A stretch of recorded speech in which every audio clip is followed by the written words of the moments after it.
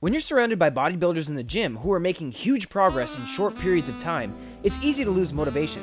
Some lifters will use this as an excuse to give up, but others do the opposite and throw themselves into the sport, sometimes at the expense of their friends and family, or even their lives. For some, it can seem like an easy excuse to start taking supplements or cutting down or bulking up faster than is healthy. We've put together a list of 10 bodybuilders who did just that. Some of them are still around to tell the tale, whereas others took it too far and are with us no longer. It's important to keep up a healthy physique, but it's also important to keep a healthy mind too. In order to do this, you need something fun in your life. So before we start, make sure you click subscribe so you've got the best of both in your world. Branch Warren. He's thought to be one of the biggest enigmas in bodybuilding, and no one was ever entirely sure as to whether Branch Warren was using steroids to help his muscles grow or not. Obviously, making such gains in a pretty small amount of time takes a lot of hard work and determination, and we're not doubting Branch's enthusiasm for the sport, but it would certainly take an awful lot of training to achieve what he managed. Branch is 5 feet and 7 inches, which makes him a pretty standard height for a bodybuilder. He's earned himself the nickname Quadrosaurus, and we're not surprised because he's almost as wide as he is long. He's definitely invested an awful lot of time in his muscles and weighs in at around 252 to 260 pounds, which makes him even bigger than the likes of Phil Heath. With 30-inch thighs and a 56 to 58-inch chest, he's definitely an incredible lifter. Although he's competed in various different countries around the world, Branch is most known for taking first place in the 2011 and 2012 Arnold Classic. But in comparison to the other elites of the industry, little is known about his technique or training plans, which leads us to believe that he might very well be supplementing his gains after all. Gregg Kovacs. He's one of the greatest, who unfortunately took his lifting ever so slightly too far. We don't blame him because he achieved amazing feats, but Gregg Kovacs is an example of an amazing lifter who got addicted and took lifting to the extremes. Gregg was once considered to be the greatest bodybuilder in the world and peaked at a weight of 420 pounds off-season. He was 6 feet and 4 inches tall and used his massive height to his advantage. With an extra few inches on most builders, his chest was a huge 70 inches wide and his quad and hamstrings made most others look puny in comparison with a 35-inch diameter. One thing Gregg struggled with was cutting. His great height may have afforded him the ability to lift more, but it also meant he struggled to cut, which likely cost him a few places at competitions. Nevertheless, Gregg lifted to the best of his ability, but it was with the help of steroids. Now we know it's fairly common to use steroids, but unfortunately, Gregg's got the better of him. At only 44 years old, he passed away after suffering a huge heart attack, the most common cause for the end of life for bodybuilders. We are very excited to announce the Premium Network. The Premium gets you early access to videos from The Richest, Screen Rant, The Taco, The Sportster, The Things, and many other great channels. Literally thousands of videos in one place with ad-free browsing. Check out the Premium by clicking this link. Sign up for free and start binge watching videos from your favorite channels. Andreas Münzer. One of the most important things for bodybuilders in the scene is to keep their body fat percentage low.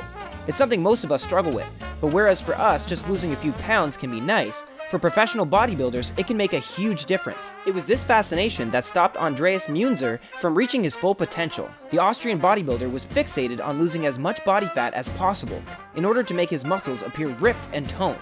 At the age of only 31 years old, he suffered multiple organ failure, and that was the end of Andreas. Unfortunately, it's not necessarily something you would easily spot from looking at the bodybuilder. With huge muscles and an incredible physique, you would be tricked for thinking he was the healthiest among us. But even the best male lifters require a body fat percentage of 3 to 5, and this addiction to get below the recommended amount was what ruined Andreas' career as a world-renowned bodybuilder. He was regarded as one of the friendliest builders out there, and with 21-inch arms and shoulders described as mountains, the passing of this builder was a very sad day for the entire industry. Dean Wharmby.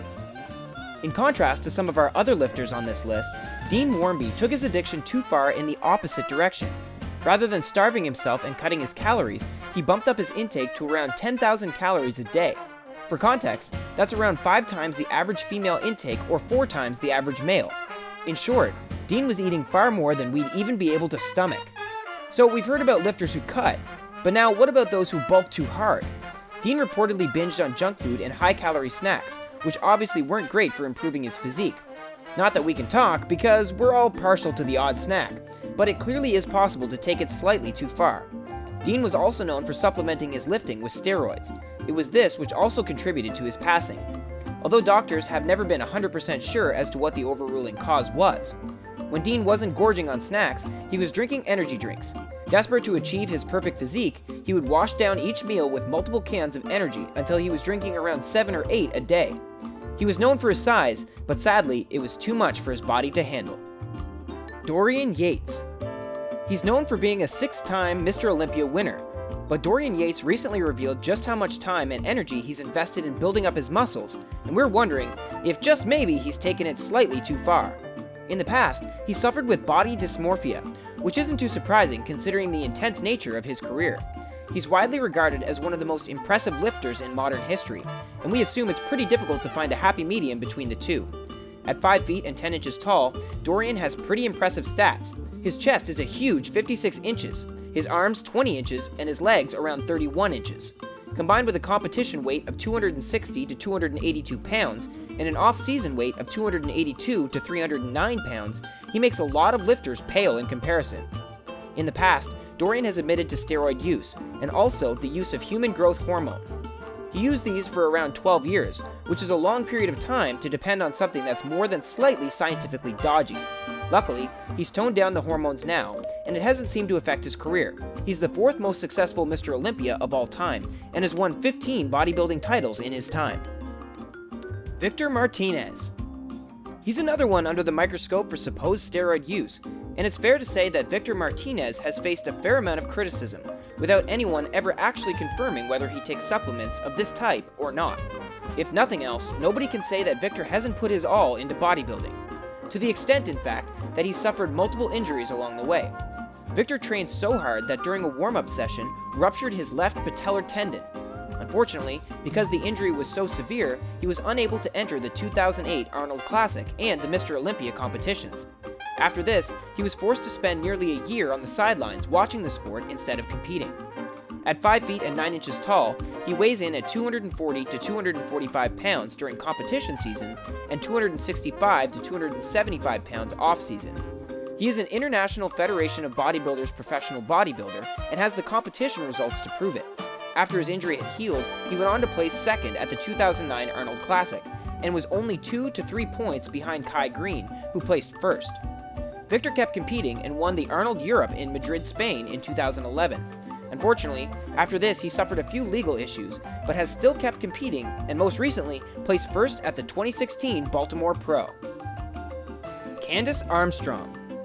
She's the only female lifter who made our top 10 list, and we're not sure whether it's because female lifters are rarer or maybe just more sensible. Who knows? However, Candice Armstrong is an example of a lifter who prioritized the sport over absolutely everything, including her health and well-being. At 28 years old, you could be confused as to how Candice's building changed her appearance so much in only a few years. The easy answer?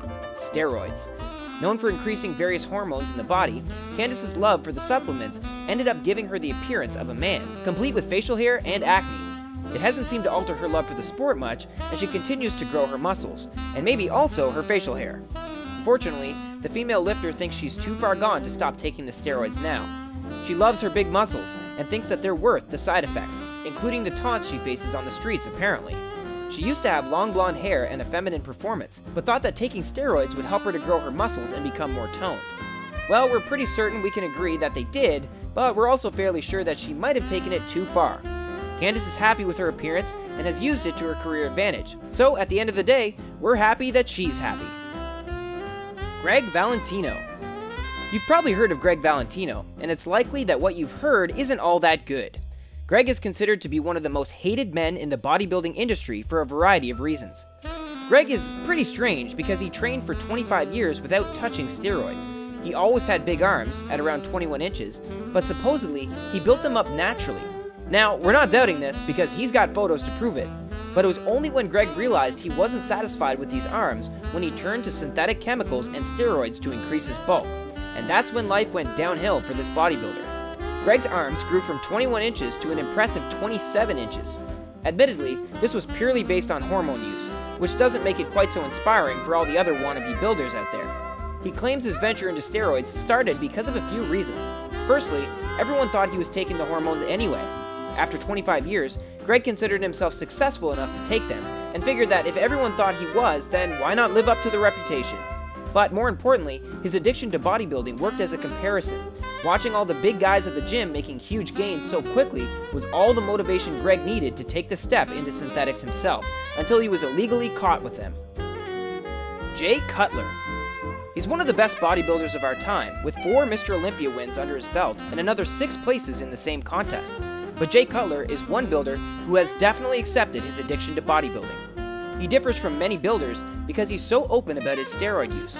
He claims he started taking them to give him an edge and thinks that the steroids were what allowed him to become one of the very best of the best. Well, he got there, so we can't really deny he was right. Regardless, there are so many builders who have got to the top without relying on enhancing supplements, so we're pretty sure hard work and determination could have got him there too. And a good combination of genetics, of course. Aside from using steroids, Jay also eats every 2.5 hours. He's a big fan of chicken breasts and considers them the base of his diet. We guess there are worse things to be addicted to. He's been training for over 20 years and spends 2 hours a day lifting weights and an hour doing cardio. So whether he's got to the top naturally or not, he's still one of the elite bodybuilders around, and we can't really fault his talents. Freeman. Some bodybuilders might consider steroid use a casual thing, something to take alongside breakfast or maybe a couple times during a hard week of workouts. Well, not Freeman. This builder is one who actually went all out and got busted for carrying steroids when he was out of the country in Sweden. Apparently, the police were well aware of Tony's love for steroids and had been planning to get him for a while. They'd scheduled a time when they would hunt him down and arrested him in front of his fans. The world-renowned builder was incredibly shocked, but was found guilty. He tried to play off the steroids as a health supplement, but the police weren't having any of it. Nothing says addiction quite like trying to smuggle your supplements across international borders. Tony's lifting career hadn't always been this way, and it wasn't until his 30s when he started competing professionally. Before this, weightlifting had just been a hobby for him, so it's a shame that his need for growth overcame his love for the sport. However, he still had some pretty impressive stats. He is 6 feet and 2 inches tall and can weigh in at 300 pounds off-season and cuts it down to around 280 pounds during competition time. It's easy to see how lifting can become too much, but for most of us, it's a great way of working out and keeping fit. As long, of course, as you don't end up looking like this guy. But we're sure you'll be fine. We hope you enjoyed this video, and make sure to subscribe to The Hub before you go so you don't miss out on our other videos. Thanks!